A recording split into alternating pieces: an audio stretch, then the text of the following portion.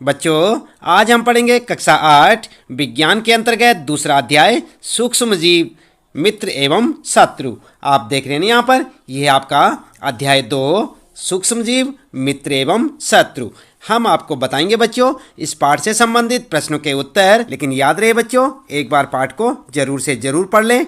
इससे ये होगा जो यहाँ पर आपको प्रश्नों के उत्तर बताए जाएंगे वे आपको अच्छे से समझ आ जाएंगे और आप इन उत्तरों को अपनी नोटबुक में नोट करें और इन्हें याद भी करें। यदि अभी तक आपने चैनल को सब्सक्राइब नहीं किया बच्चों, तो चैनल को भी सब्सक्राइब अवश्य कर दें, बेल आइकन भी दबा दें ताकि आपको आने वाली प्रत्येक पाठ की वीडियो की नोटिफिकेशन मिलती रहे और आप जानते रहें अपने सभी पाठों के प्रश्न उत्तर हमारे साथ। तो चलिए ज़्यादा देर न करते हुए अब जान लेते हैं इस पाठ से संबंधित प्रश्नों के उत्तर कुछ मुख्य बिंदुओं के साथ। तो बच्चों, आपको एक बार फिर से याद दिला दें, आज हम पढ़ रहे हैं कक्षा 8 विज्ञान के अंतर्गत दूसरा अध्याय सूक्ष्म जीव मित्र एवं शत्रु।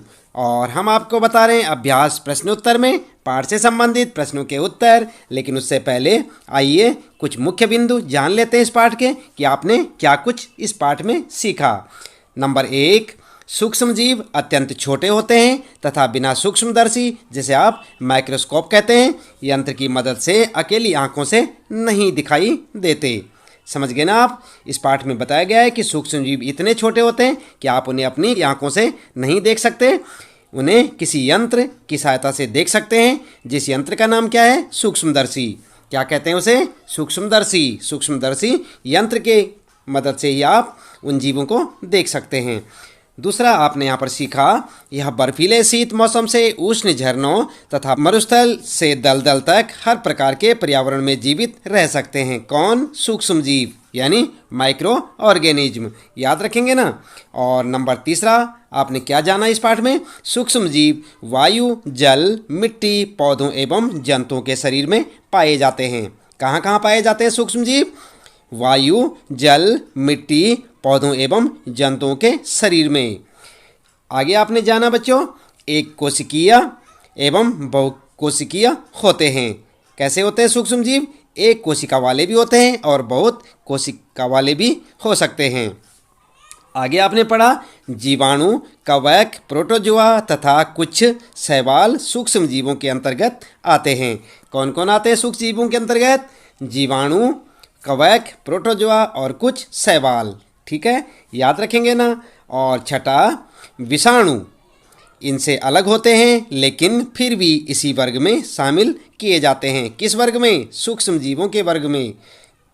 ठीक है, इसके बाद आगे आपने पढ़ा इस पाठ में विषाणु केवल परपोषी जीवों जैसे जीवाणु, पादप अथवा जंतु में गुणन करते हैं।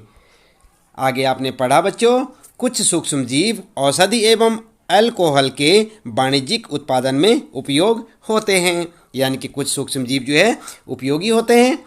और आगे आपने पढ़ा कुछ सूक्ष्म जीव जैविक कचरे जैसे कि मृत पौधे एवं जंतु अवशिष्ट को अपघटित कर सरल पदार्थों में परिवर्तित कर देते हैं तथा वातावरण को स्वच्छ बनाए रखते हैं। आपने पढ़ा प्रोटोजोआ अतिसार तथा मलेरिया जैसे रोग उत्पन्न करते हैं। कौन? सूक्ष्म जीवों के कारण ही होता है। आगे आपने पढ़ा कुछ सूक्ष्म जीव हमारे शरीर को विषाक्त कर देते हैं। कुछ सूक्ष्म जीव लेग्यूम पौधों की जड़ों और अधिकाओं में पाए जाते हैं। ये वायुमंडलीय नाइट्रोजन को मिट्टी में स्थिरीकृत कर देते हैं, जिससे मिट्टी की उर्वरता में वृद्धि होती है। ये भी पढ़ा था ना आपने पाठ में।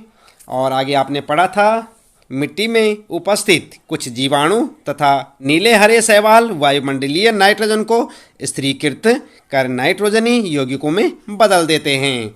और लास्ट पॉइंट आपके लिए, विशेष जीवाणु मिट्टी में उपस्थित नाइट्रोजनी यौगिकों को नाइट्रोजन गैस में परिवर्तित कर देते हैं, जिसका निर्वाचन वायुमंडल में होता है। तो ये सब आपने पढ़ा था पाठ में। उम्मीद है कि आप इन सब पॉइंटों को याद रखेंगे। चलिए शुरू कर लेते हैं इस पाठ से संबंधित प्रश्नों के उत्तर अभ्यास प्रश्न उत्तर में। यहाँ पर आपके लिए सबसे पहला प्रश्न है, रिक्त स्थानों की पूर्ति कीजिए। क्या है? रिक्त स्थानों की पूर्ति कीजिए। और यहाँ पर क्या प्रश्न आपके लिए? सूक्ष्म जीवों को, और यहाँ पर खाली छोड़ रखा है, को सहायता से देखा जा सकता है। किसकी सहायता से? आपको अभी बताया था यहाँ पर सूक्ष्मदर्शी की सहायता से देखा जा सकता है। सूक्ष्म जीवों को सूक्ष्मदर्शी की सहायता से देखा जा सकता है। और इसी प्रकार यहाँ पर ख है नीले हरे शैवाल वायु से, और यहाँ पर आपको लिखना होगा का स्थिरीकरण करते हैं जिससे मिट्टी की उर्वरता में वृद्धि होती है। यहाँ पर क्या लिखेंगे आप? तब तक सोचिए, फिर हम आपको बताते हैं। और इसी प्रकार ग वाला है अल्कोहल का उत्पादन, और यहाँ पर भी आपको कुछ लिखना होगा नामक सूक्ष्म जीव की सहायता से किया जाता है। तो किसका? यहाँ पर क्या लिखेंगे? सोचिए ज़रा। और घ में हैजा के द्वारा होता है। किसके द्वारा होता है? यहाँ पर आपको लिखना होगा। तो क्या लिखेंगे इन सब में आप?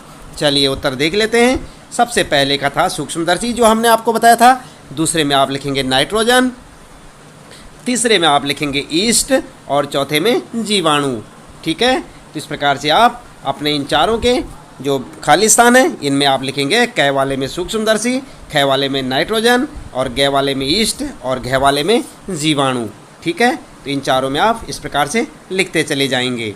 और इसके बाद बच्चों दूसरा प्रश्न आपके लिए, सही शब्द के आगे सही का चिन्ह लगाइए। और क है ईस्ट का उपयोग निम्न के उत्पादन में होता है।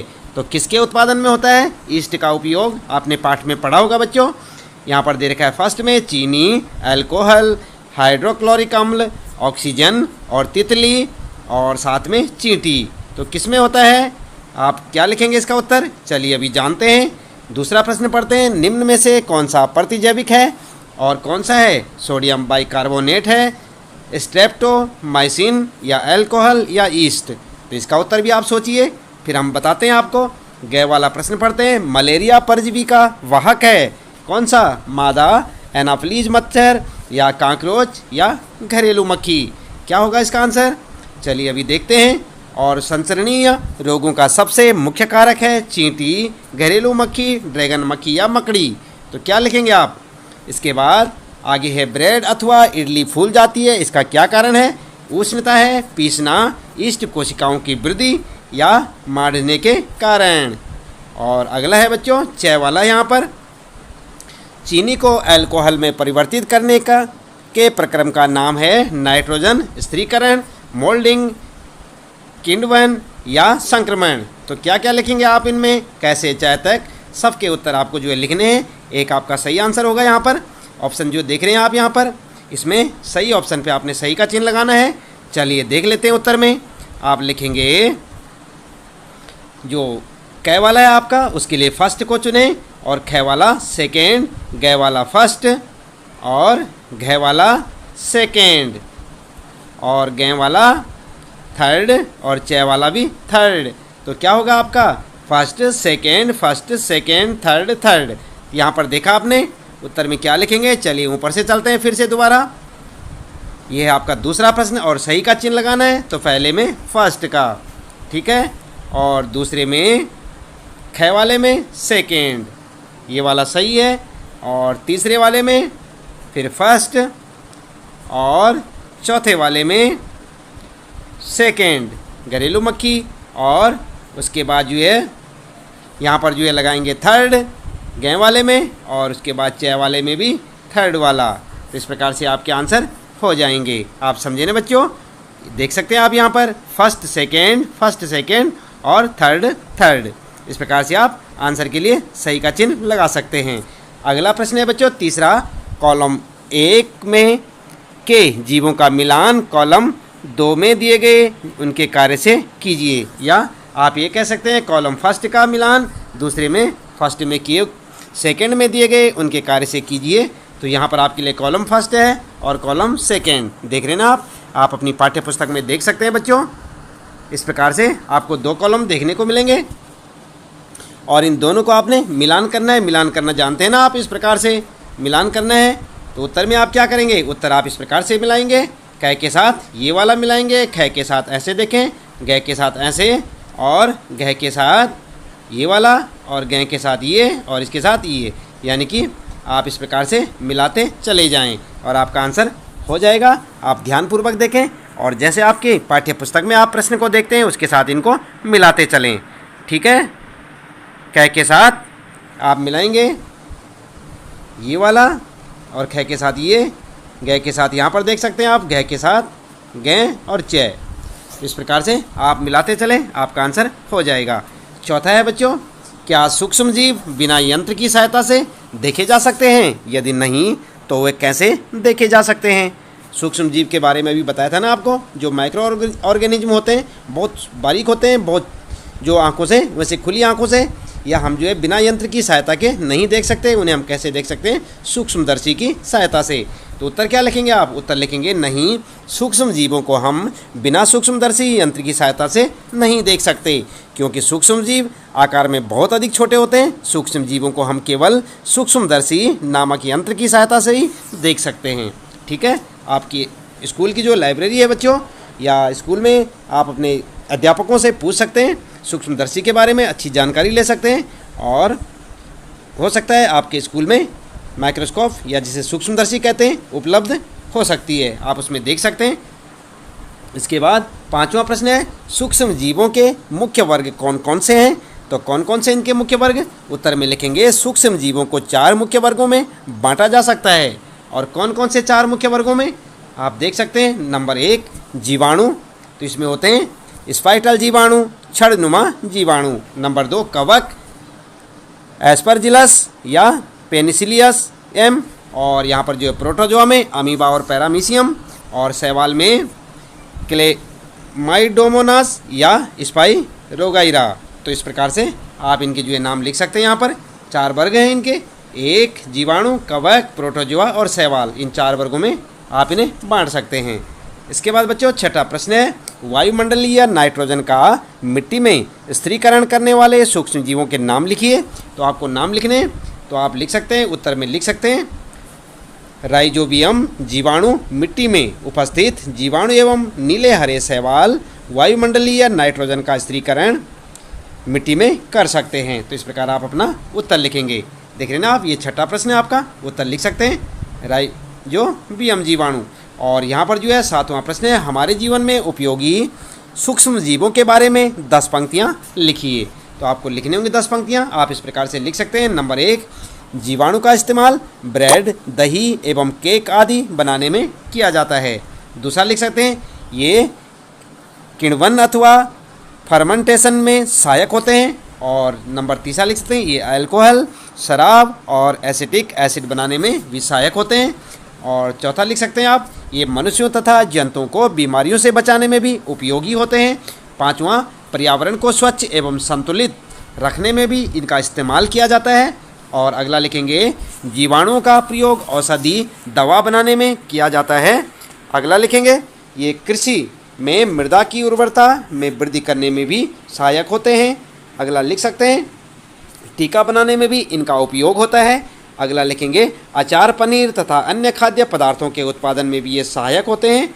और लास्ट में आप लिख सकते हैं 10वां, ये पेड़ पौधों को रोगों से बचाने के लिए भी उपयोगी हैं। तो इस प्रकार से आप यहाँ पर जो है बच्चों लिख सकते हैं। ये 7वां प्रश्न है, और सूक्ष्म जीवों के बारे में लिख सकते हैं आप 10 पंक्तियाँ।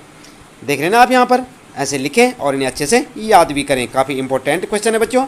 8वां प्रश्न है आपके लिए, सूक्ष्म जीवों द्वारा होने वाली हानियों का विवरण कीजिए। तो आप जो है समझ सकते हैं कि सूक्ष्म जीवों द्वारा कुछ हानियाँ भी हो सकती हैं, तो आपने उनका विवरण देना है। किस प्रकार देंगे? उत्तर में लिखेंगे आप, सूक्ष्म जीवों से होने वाली हानियाँ निम्नलिखित हैं। नंबर 1, कुछ जीवाणु पौधों एवं खाद्यान्नों को नष्ट कर देते हैं। नंबर 2, कुछ जीवाणु मनुष्यों एवं पशुओं में रोग उत्पन्न करते हैं। और थर्ड लिख सकते हैं, कुछ जीवाणु भूमि की नाइट्रेट को नाइट्रोजन में बदलकर भूमि की उपजाऊ शक्ति कम कर देते हैं। अगला लिख सकते हैं, कुछ कवक पौधों को संक्रमित कर उनमें रोग उत्पन्न करते हैं। और भी लिख सकते हैं बहुत कुछ कवक दांत, खाज, खुजली जैसे चर्म रोग उत्पन्न करते हैं। और लिख सकते हैं, कुछ कवक खाद्य पदार्थों को विषाक्त बनाकर नष्ट कर देते हैं। तो इस प्रकार से आप अपना उत्तर लिख सकते हैं। फिर लिखेंगे, कुछ कवक हमारे चमड़े एवं लकड़ी तथा खाने के सामान को भी नष्ट कर देते हैं। तो इस प्रकार से आप अपना उत्तर लिख सकते हैं बच्चों। ये 8वां प्रश्न है आपका। इसका उत्तर यहाँ से आप देखकर लिखें, अच्छे से लिखें और याद भी करें साथ साथ।